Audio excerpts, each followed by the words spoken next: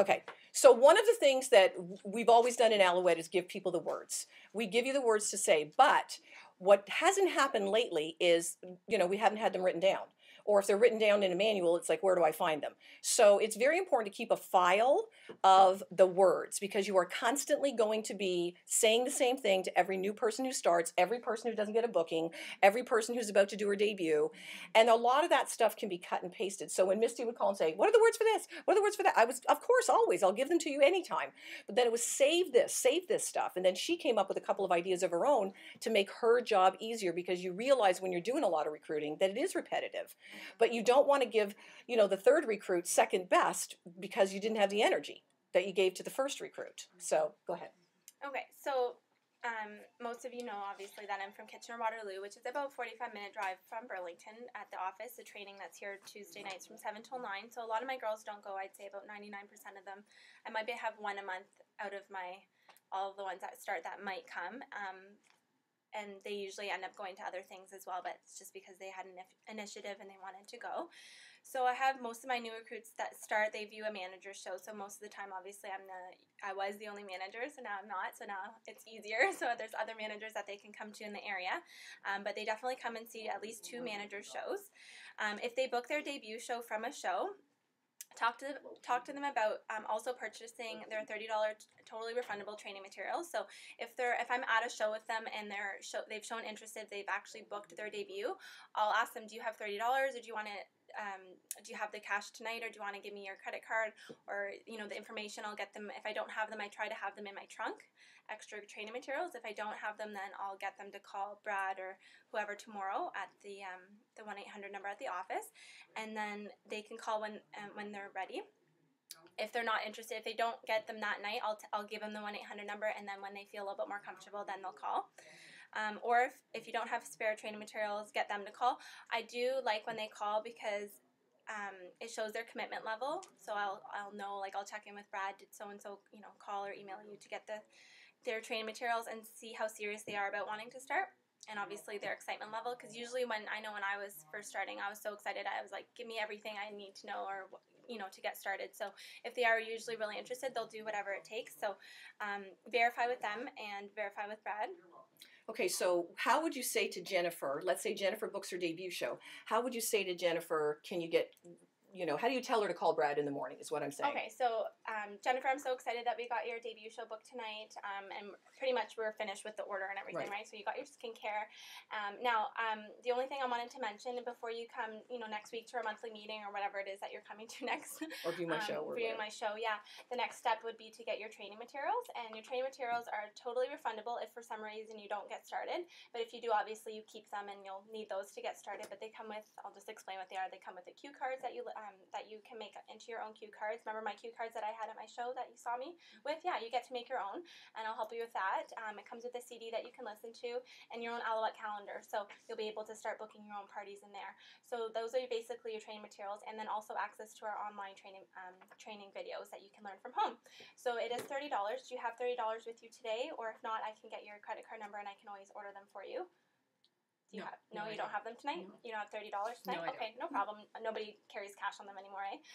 No problem. So how about I give you a call tomorrow, and I'll give you this 1-800 number right now. So it's 1-800-263-6217. When you have time within the next day or two, if you could just call Brad, or if Brad's not there, ask for Jill, and just tell them, that your name, and that you're going to be on Misty's staff, and that you'd like to order your training materials, and they'll just ask you for your your mailing address, and then you can just give them your credit card number over the phone, because I know you didn't have that tonight either, right? So yeah, so I'll follow up with you in a couple days to see if you got that. Okay? Perfect. Is that okay with you? Yeah. Okay. And now she was like, no, I don't want to get it. I'm not sure still. I would just say, no problem.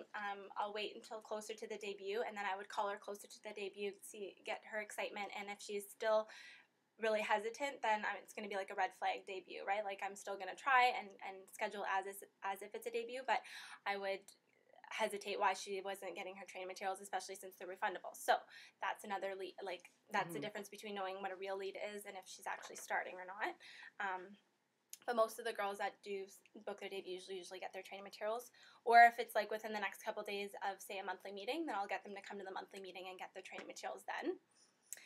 If they are hesitant or still undecided about starting, book their show and plan it as if it's their debut show. Explain what a debut show is. So I'll just say it's, it's a regular show. You'll be doing I'll be doing, sorry, I wrote these notes as in like for you guys, but it's like to me.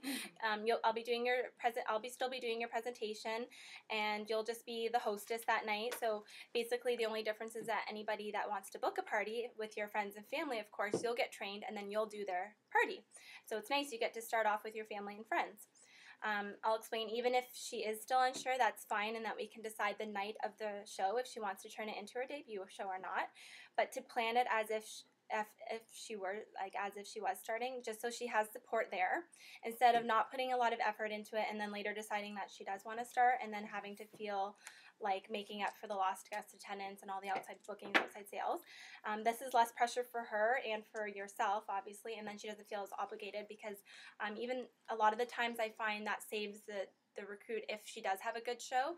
It shows that there's support there. She's like, a lot of the times they're hesitant because they don't think that they would get enough support to start. So if she has already like 4 people there and you're like, see, you're like more than halfway there, you're sure you don't want to start, because I would love to have these shows, kind of joke around with her. And she usually, by the time I just had the show on Sunday, and rescheduled twice because I was sick last Sunday as well, and then she finally rescheduled for this Sunday, and she was still very iffy about the debut, but she wanted to see how many people were going to come, and she was really worried about the $300 sales for the debut because a lot of her friends were younger, just got married, bought houses.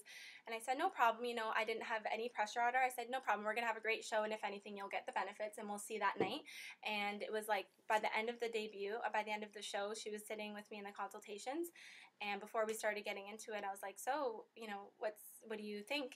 And she goes, I think I want to start. Yeah, everyone seems pretty because everyone was so engaged during the show, she knew that they were interested and that they would want to support her.